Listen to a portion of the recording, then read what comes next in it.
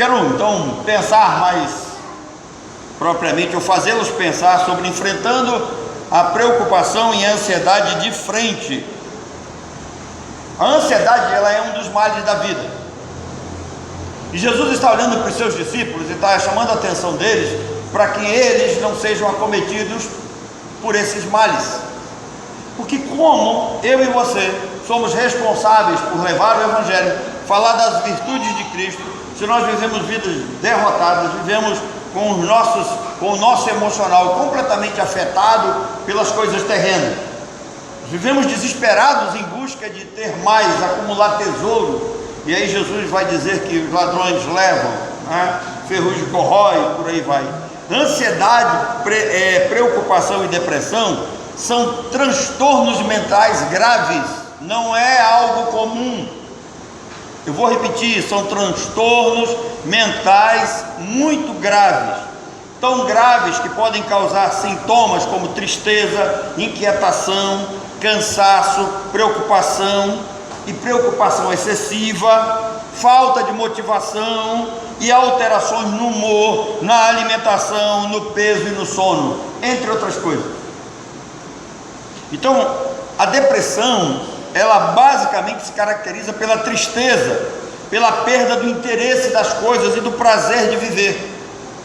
Já a ansiedade, ela está associada ao medo, à perda de bens, à busca desesperada de algo, e essa busca desesperada de algo geralmente também leva a uma preocupação excessiva e sem sentido. O que Jesus tem a dizer para os seus discípulos, uma vez que esses discípulos seriam enviados para pregar o Evangelho, para lidar com pessoas, para libertar essas pessoas das suas ansiedades, das suas preocupações. Então Jesus está entregando uma missão na vida deles, mas em primeiro lugar eles deveriam olhar para eles mesmos, tratar isso com eles. Jesus está falando para eles, e esse tratamento que traria sucesso nesse projeto chamado missões, nessa maneira de pregar o Evangelho e de dar a pessoa. E aí no texto, né, que nós olhamos tanto em Lucas quanto em Mateus, em primeiro lugar Jesus vai dizer uma coisa aqui para nós: olha, considerai o vosso passado. Considerar o passado significa olhar para o que nós somos hoje e fazer uma comparação de quem nós éramos antes, o que temos hoje e o que tínhamos antes. Irmãos, eu duvido que algum de nós tenha algo mais hoje do que tinha no passado. Eu duvido que Deus não tenha abençoado a sua vida. Eu duvido que Deus não tenha dado a você algum tipo de prosperidade. Então, Jesus está dizendo: olha o passado de vocês, olha para o que vocês eram, olha para aquilo que vocês tinham, e olha agora, comparem o passado com o presente, a fim de vocês tirarem lições para seguir a vida. Façam essa comparação. Considerar o passado é valorizar as bênçãos. Todos nós fomos abençoados, não podemos negar isso. Então, valorize as bênçãos, olhe para o passado, veja quem você é hoje, considere tudo que Deus fez por você até aqui e agradeça o que Deus fez por você. Na época do profeta Ageu, Deus exortou o povo 4 vezes no livro de Ageu, dizendo isso: considerai o vosso passado, considerai o vosso passado, olhem para trás. Geralmente nós estamos olhando para o lado errado, infelizmente, mas geralmente nós estamos olhando para o lado errado, preocupados por nada, preocupados com a vida. Porque se vocês estão preocupados com roupa, não é o corpo mais importante? Jesus está dizendo isso. Vocês estão preocupados com roupa? O corpo é mais importante do que a roupa. Você pode viver sem roupa. Não creem? Quantos aqui assistiram aquela série, né? Chaves, lembra? O Chaves, ele é baseado na vida de um filósofo chamado Diógenes, que vivia num barril. E Diógenes não usava roupa. Ele não tinha a menor preocupação de andar vestido. Dizem os sábios que Diógenes andava com uma lamparina na mão. E alguém perguntou para ele: por que você anda com essa lamparina de dia? Ele disse: eu estou procurando um homem verdadeiramente honesto nesse mundo. Diógenes era aqueles filósofos cuja a língua grega vai chamar de kinos, né? Kinos no grego tem o sentido de cachorro, alguém que vive como um cão.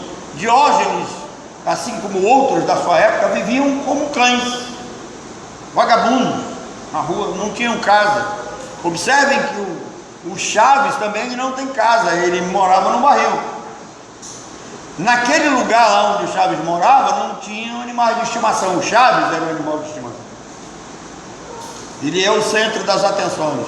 Observem que ele sempre estava com a mesma roupa, para mostrar isso para nós. Voltando para Diógenes, um dia alguém viu Diógenes pedindo esmola de uma estátua, e alguém, achando que ele estava louco, perguntou: Diógenes, por que você está pedindo esmola para uma estátua, se você sabe que ela não vai lhe dar? Ele disse: é para eu me acostumar com o não do ser humano. Eu sei que os seres humanos não vão me dar, então eu peço da estátua e ela me prepara para eu receber um não do ser humano, porque esse mundo está perdido. Então o próprio Diógenes sabia que o mundo jaz no maligno, tinha suas dificuldades. Então Diógenes nos ensina a viver desapegado dessas coisas, dos bens materiais. Essa escola, né, filosófica queria mostrar para o ser humano que existem coisas mais importantes na vida do que comer e vestir.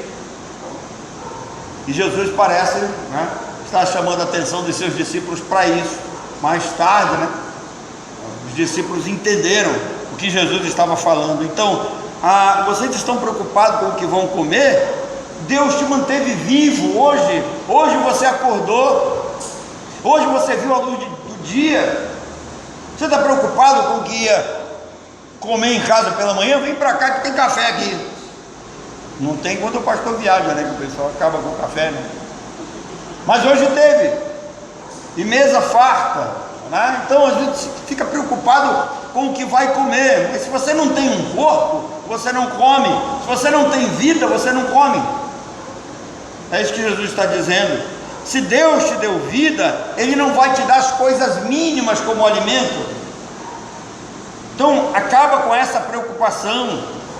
A vida, ela é mais importante que a comida, mais importante que o corpo, e o corpo é mais importante que a roupa. Em segundo lugar, Jesus chama os discípulos e diz assim: as bênçãos de Deus valorizam vocês. Ou seja, as bênçãos de Deus te valorizam. Como assim? Irmãos, os filhos de Deus valem mais do que pássaros e lírios. É isso que Jesus está dizendo. Olha, você tem um valor especial para Deus. Você vale muito mais do que os pássaros, do que os lírios do campo. Eu e você precisamos entender o quanto valemos. E esse entendimento vai tirar de nós esse estado de preocupação e de ansiedade. É isso que Jesus está chamando a atenção para todos nós. Tira essa preocupação da mente de vocês.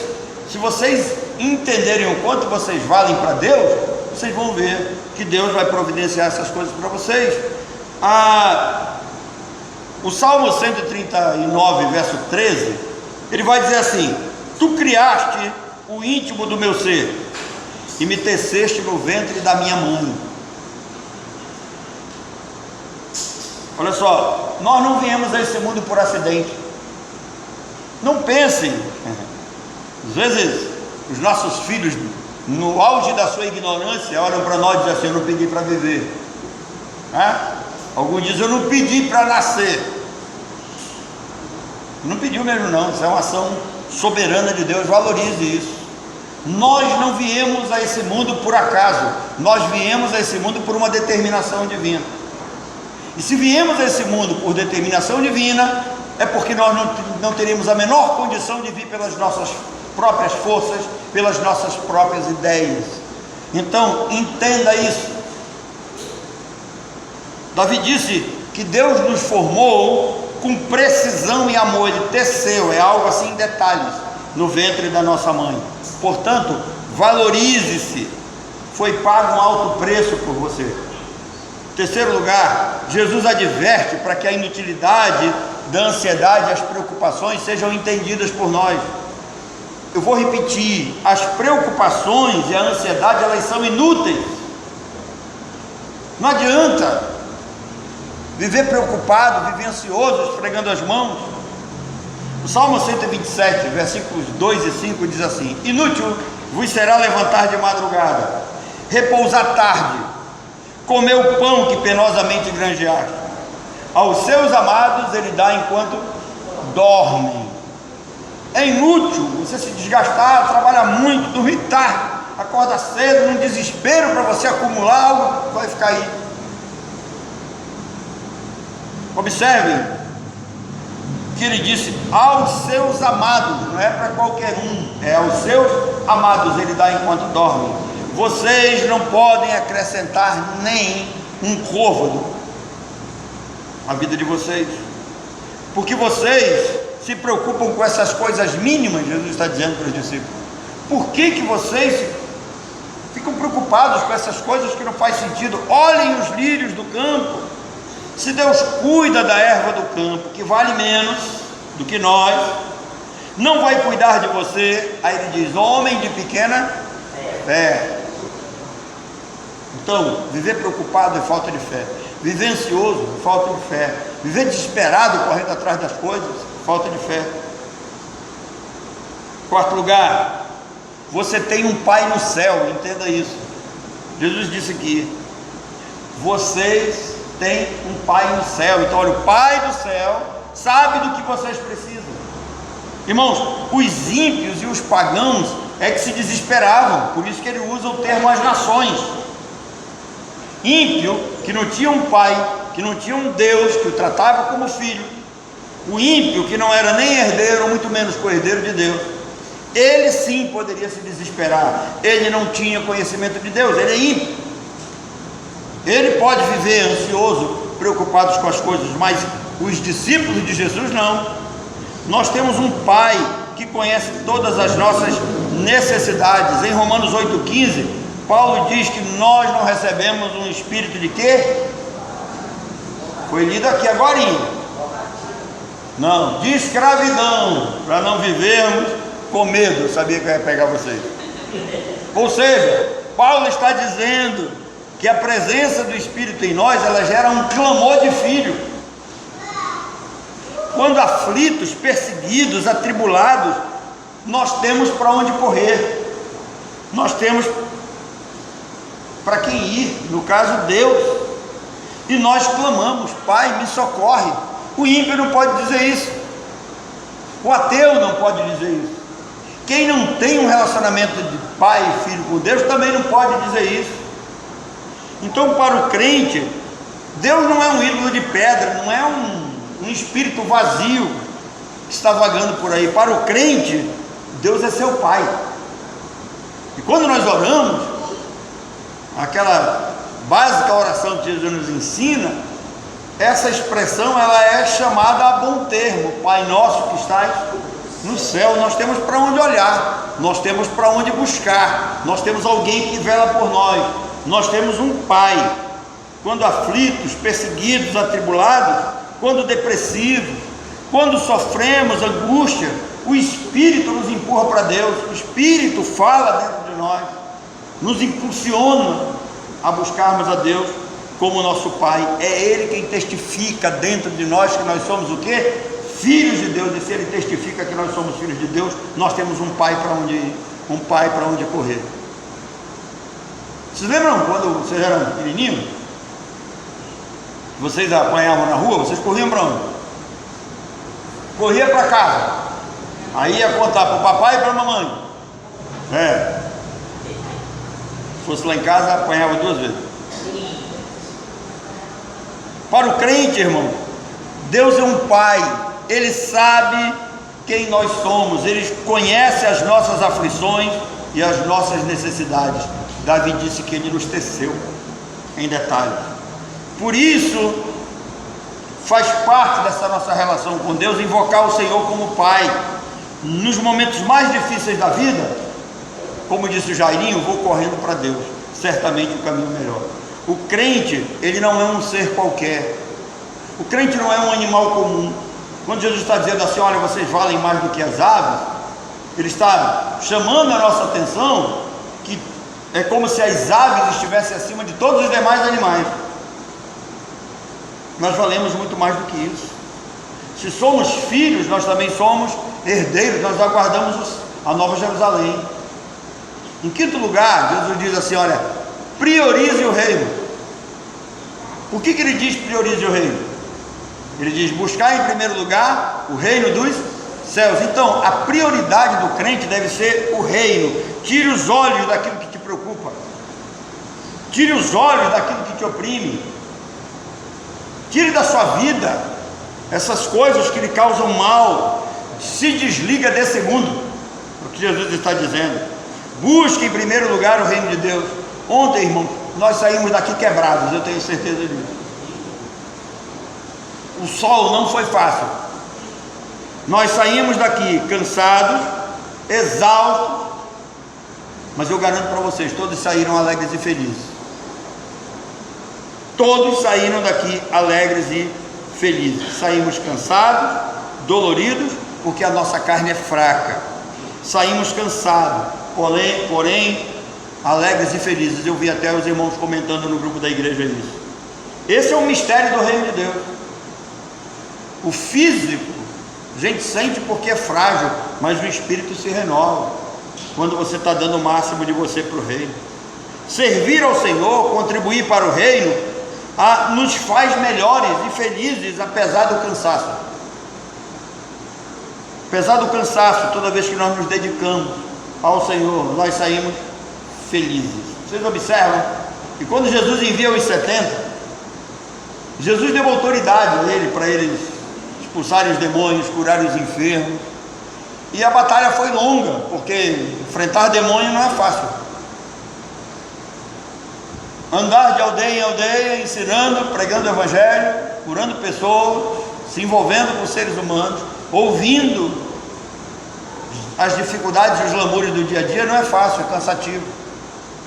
Mas como foi que eles voltaram? Eles voltaram alegres e felizes. Por quê? Porque eles viam que a palavra de Deus havia se realizado dentro daquilo que Jesus havia decretado. E Jesus disse, eu vos dei autoridade para vocês curarem os enfermos e pisarem os demônios. Agora, não fiquem alegres por causa disso. Alegrem-se sobretudo, porque o nome de vocês estão arrolados no céu. Então eles saíram para fazer missões, uma atividade desgastante, é uma atividade cansativa, mas voltaram felizes e alegres. Sexto e último lugar, esqueça o amanhã e viva o presente. Como é que Jesus diz isso? Jesus disse que eu e você, nós não temos que perder tempo com ansiedades. Não acrescente à sua vida aquilo que vai lhe trazer estresse, ansiedade e problema. Eu vou repetir, não acrescente na sua vida aquilo que vai lhe trazer estresse, ansiedade e problema. Não acrescente. Deixe lá. Às vezes nós temos o hábito de pegar coisas para nós que não vai nos fazer bem, vai nos trazer o que? Preocupações, vai nos trazer aflições, vai nos trazer problemas. Recentemente eu visitei uma casa em que uma jovem estava possessa, e aí nessas horas só todo mundo morre de medo e chama o pastor, então o pastor vai lá, aí ora, a menina vem, é restabelecida, e aí começa a contar a história da menina. Quando começa a contar a história da menina, a menina foi adotada na família, de uma outra família cheia de problemas. E aí o líder da casa, que é o marido, diz assim, olha, não pega essa criança. A mulher teima e pega a criança. Então o alerta de Jesus é, não acrescente na sua vida aquilo que vai lhe trazer o quê? Problemas, estresse, preocupação no futuro. Meu pai tinha um ditado muito interessante, que ele dizia, olha, aquilo que você viu lá que não é seu, deixe lá. Então, para ser discípulo de Jesus, tem que encarar a vida de frente. Nós não podemos viver movidos por emoções. A preocupação ela é desnecessária. A falta de fé e confiança em Deus, ela é resultado de um coração ansioso, de alguém preocupado com as coisas daqui, desse mundo. E aí Paulo diz: olha, pensem nas coisas do alto, esqueçam essas coisas daqui, essas coisas que nos atrapalham viver o presente. Nós vivemos preocupados com aquilo que passou. Às vezes a situação já passou, faz parte do passado, não faz mais parte da nossa vida, mas tem gente que toda vez que lembra do passado chora, toda vez que lembra do passado sofre, toda vez que lembra daquilo que passou se angustia. Jesus está dizendo: deixe o passado no passado. Eu conheço um escritor que ele disse assim: só vive muito tempo preso ao passado quem não tem futuro. Esse escritor, vocês conhecem ele, Aldemir Cardoso dos Santos. Vou repetir: só vive muito tempo preso ao passado quem não tem futuro. Deixa o passado lá no passado, mas também deixa o futuro no futuro, deixa ele chegar. Às vezes nós choramos, nos desesperamos por coisas sem razão nenhuma, algo que pode ser resolvido depois. Então, esqueça o amanhã. Jesus diz: olha, basta cada dia o seu mal, então viva hoje. Essa é a forma de enfrentar a ansiedade de frente. Viva o hoje, esqueça o passado, não se preocupe com o que vem amanhã. Basta as preocupações de hoje, as dificuldades que nós temos hoje. Vocês lembram? Primeiro ponto. Então, Jesus tem uma receita. Na ótica de Jesus, Ele quer que sejamos felizes, Ele quer que sejamos prósperos, Ele quer que sejamos verdadeiros missionários nesse mundo. Mas para isso, em primeiro lugar, nós temos que considerar o nosso passado, quem nós éramos, de onde Ele nos tirou, aquilo que nós tínhamos, como vivíamos, que somos hoje, que recebemos de Deus hoje, em termos de graça. Então, considere o seu passado. Em segundo lugar, Jesus diz: olhe para as bênçãos que Deus deu a você. Essas bênçãos te valorizam. Se você recebeu bênçãos, é porque você tem um grande valor para Deus. Deus não dá para qualquer um, Deus dá aos seus. Você vale mais do que qualquer animal, você vale mais do que a erva do campo, você vale mais do que pássaros e lírios. Terceiro, ansiedade e preocupações são inúteis. Não adianta viver esse desespero, essa ansiedade, esse corre-corre na vida. Você não vai poder acrescentar absolutamente nada. Existem problemas que não estão nas nossas mãos, nós não temos como resolver. Se você não tem como resolver, deixe nas mãos de quem pode resolver. Quarto, você tem um Pai no céu. Não se desespere, confie no Senhor. Quinto, dê prioridade às coisas de Deus. Ou seja, tire os olhos daquilo que te preocupa, daquilo que te oprime. Se desliga desse mundo, joga fora os ensinos desse mundo. Pense e busque as coisas do alto, envolva-se com as coisas de Deus. Sexto, esqueça o amanhã, esqueça o passado, viva o presente. Basta os problemas de hoje, o estresse de hoje, as lutas de hoje.